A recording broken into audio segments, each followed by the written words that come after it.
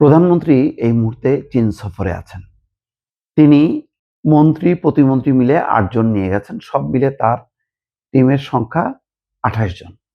এটা সংবাদপত্রে যা প্রকাশ পেয়েছে সেটাই বলছি। তার মানে খুব ছোট একটা টিম নিয়ে গেছেন। অধিকাংশ সিনিয়র মন্ত্রী, এমপি তারা দেশে আছেন।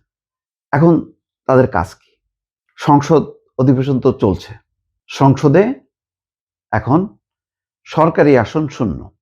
সিনিয়র মন্ত্রীরা যাচ্ছেন না, মাঝারি মন্ত্রীরা যাচ্ছেন না, জুনিয়র মন্ত্রীরাও যাচ্ছেন না, এমপিরাও তাই একই রকম। আজকে এই কথাটা এসছে।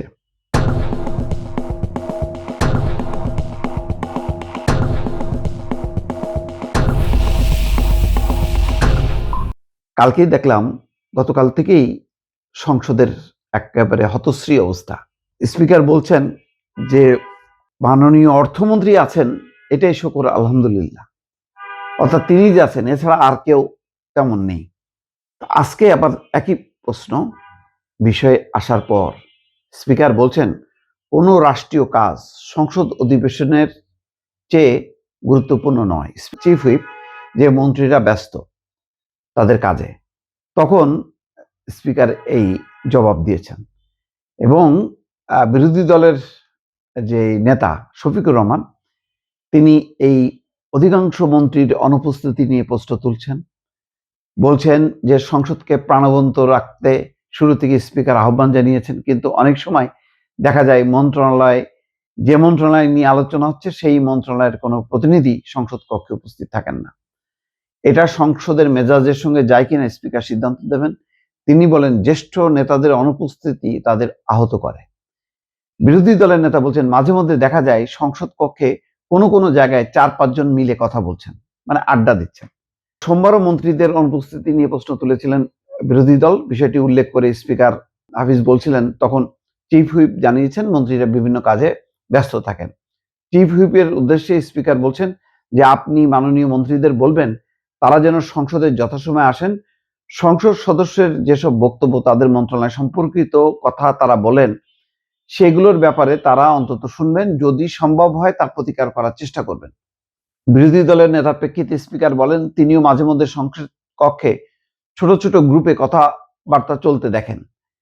তিনি সংসদ সদস্যদের এই ধরনের আলোচনা না করা এবং যথাসম্ভব নিজে আসনে বসে সংসদ কার্যক্রমে অংশ নেওয়ার অনুরোধ করেন। আসলে প্রধানমন্ত্রী যখন থাকেন, প্রধানমন্ত্রী তো একেবারেই মিস দেন না। একেবারে আমি নিজেও দেখেছি, মানে একেবারে তিনটা। তিনি 2টা 2:30টার মধ্যেই সংসদ ভবনের উদ্দেশ্যে রওনা দেন এবং যথাসময়ে তিনি উপস্থিত থাকেন এবং টানা থাকেন।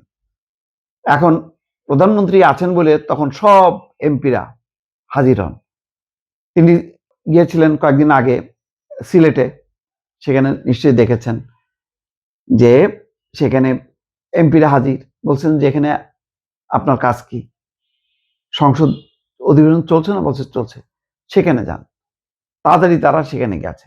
বলে এখানে আপনাদের থাকার দরকার নেই, এখানে সরকারি কর্মকর্তা কর্মচারীরা আছে, অনুষ্ঠান সংশ্লিষ্ট যারা থাকার দরকার তারা আছে। এই বার্তা পাওয়ার পরেও দেখা যাচ্ছে যে প্রধানমন্ত্রী যেই না মালয়েশিয়া গেছেন, তারপর এখন চীনে, সংসদ ফাঁকা। এইটা যদি হয় যে প্রধানমন্ত্রী আছেন, আমরা আছি, প্রধানমন্ত্রী নেই, আমরা নেই, এই অবস্থা খুবই বিপজ্জনক। এবং প্রধানমন্ত্রী যে চান যে এমপিরা সংসদে থাকুক, সংসদ কার্যক্রমে অংশ নিক, সংসদের প্রসিডিংসগুলি বুঝুক, জানুক এবং তারা সব সংসদকে গুরুত্ব দিক। কিন্তু সংসদটা যেন একটা এমপি শিপটা একটা আমার সিল, যে আমি এমপি সাহেব, ওই সিলটা নিয়ে আমি নানান কাজে ব্যস্ত আছি। ব্যবসা বাণিজ্য, তদবির যা আছে সব কাজে আছে। কিন্তু যে কারণে আমি নির্বাচিত হইলাম, যে মানুষকে কমিটমেন্ট করে, সেই কাজটা আমি করছি না। এটা বহু পুরনো দিনের রীতি। এটা এমন না যে এটা এই প্রথম ঘটছে, তা না।